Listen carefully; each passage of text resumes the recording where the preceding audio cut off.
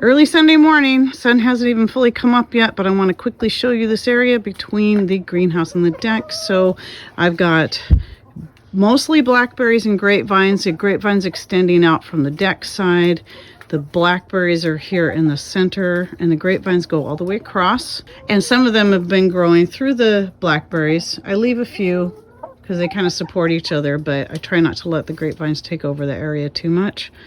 A plum tree that really doesn't produce any plums, but does make a nice trellis for everything else, like the grapevines that are continuing across over to the greenhouse. The beans will climb up this chain and go across that grapevine right there.